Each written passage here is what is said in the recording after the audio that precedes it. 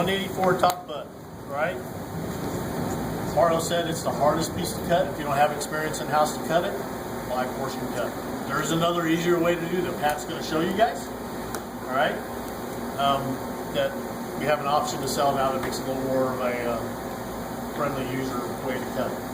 All right, but the old school way now, the top butt. We're going to start breaking it down. Like Mario said, there's multiple layers in here, so there's multiple seams. So we're going to start from the top. Everything comes into you. It'll come into you. If you're buying a portion, it'll be needle. All right, jacquard needle. All right, what's that do? Tenderizes it. Tenderizes it. All right, that's probably on your desk. It's mechanically tenderizing. But this is what he's talking about. This is going to be a heart. We're going to have him break it to this point. Okay, so see the yield loss. Again. Right now, we're just going to expose everything so we can see where we're at. No. The front tender is going to lay off on the back side from the short loin. If it had a hip socket on it, it'd be laid on the other side of the hip.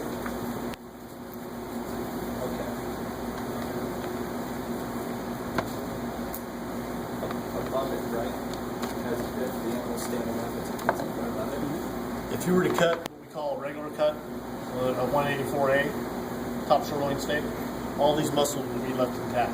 I don't know many people that do it anymore. Craig into end, right?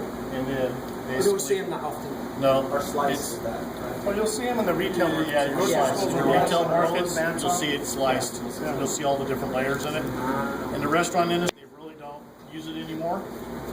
It has a tendency to be tough because of the different layers of tissue and stuff through it.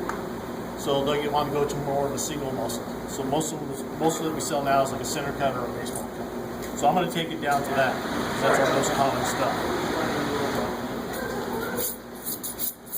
There's a top cap that lays right here.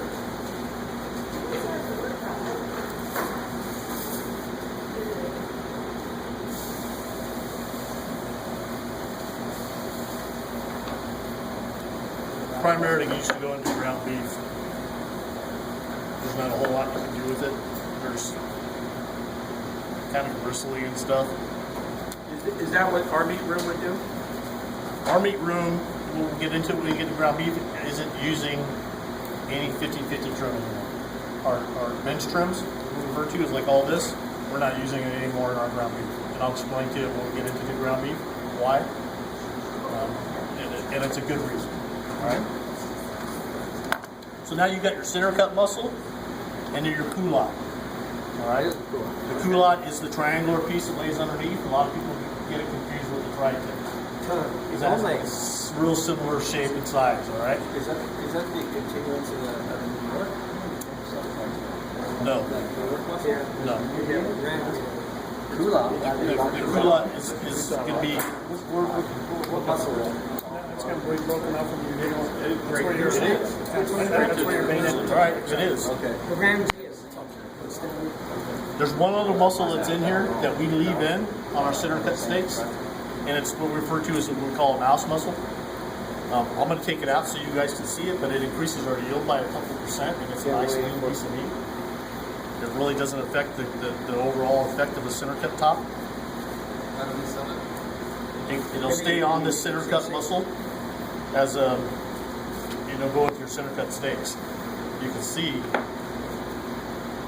almost like a little tenderloin. It's got the silver skin just like a tenderloin.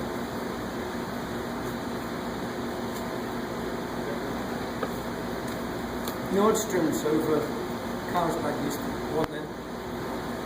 Mouse steak. A mouse? So a 2,000-pound animal, 1 pound of meat. But it's cheap. In my day, when I was at City Meats, we used to try and market at these. The owner, Mike Brown, and you know how many top sirloins you have to go through to get this? This weighs probably about 4 ounces. All right. So yeah, it was stupid. He pissed everybody off. All right. So most of the time, this will go into like you'll see it's very lean, very good piece of meat. Be used in stew meats, fajitas, cube steaks, different things like that. All right. Most of the time, it's that's left on the sirloin. So now we have the two muscles, the center cut and the culotte. We're going to separate those. And again, we're going to separate it here at this big check. A bunch of fat right here, this chunk of fat. Just take your knife and just slowly start pulling it away.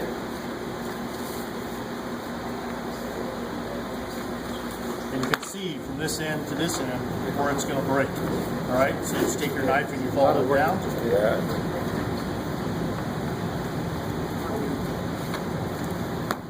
There's your culotte. Come on the back side. Obviously, this is not what? This is not an XT top. No. See the difference in the fat? Greg, we didn't ask Inch, for one. inch and a quarter. You're going to trim the back side down on this.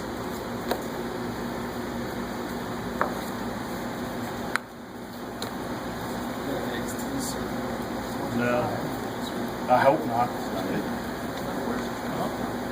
The tri-tip is down. Do you need an extra trim? Yeah. Tri-tip's part of the bottom. Sell boxing, Bottom's right. it'll just say somewhere in the description, use sirloin, top butt, choice, select, whatever. See all the waste? A lot of that. That's crazy. So you've gone from, what's a top butt run right now? Three and change to, if you buy a hard, this is basically what this is now. See it? Oh, yeah. This is the top sirloin heart. This is the top sirloin heart. Center cut muscle. So instead of buying that whole top sirloin, you can buy the top sirloin heart now with the culotte removed. You can see where it used to lay. Buy these, split it in half this way, turn them, cut them into steaks. You have almost 100% yield on them? You get an average probably about 85 to 90% yield. We'll have to do a little bit of trim, and there is some pieces of bristle that runs through the middle of there. But look at all the labor and everything you use. People will also take these and use these for carving scenarios. Cook them whole. We do them at sales meetings all the time. Use them as a carving scenario instead of a ribeye or tender or strips. Another way to use it. All right. Okay, now I told you, remember that New York, that pin steak that we had? People use that for breakfast, but we can use these for breakfast as well. We'll have them cut some semi-centers and some centers, and we'll show you. The price will be really competitive.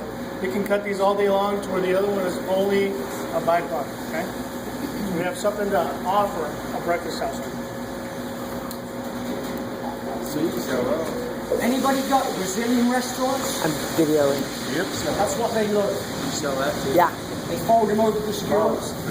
Oh, Moe's. Yes. I'm sorry. Yeah. A lot of them will buy it with the fat on No, they're getting a New York strip. because they want the fat, the Back flavor. on, yeah. This is the top sirloin. They're getting the strips. Yeah. Yeah. I was thinking that this would be better. So we come back and we pull all the fat out. Great piece of meat, that is.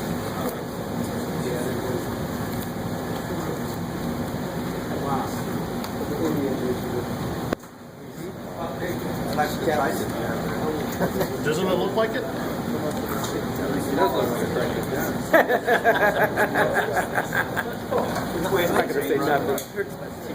It looks a lot like a tri-tip in ways. Tri-tip will run the grain a couple different ways, but this muscle by far is the best piece of meat on the sirloin in my opinion. Most tender, marbling, the grain and everything else. All right. Some people use this. We sell these whole just like this. Denuded culottes as a London brook. Oh, okay. So they'll take them just like that, cook them up for their London broils. That thing's gonna puff up like this, and they'll just sit there and slice them nice and thin against the grain and use it for their London broil. Greg, one of our competitors sell that as a London sirloin. I don't know where he came from, but that's what they call it.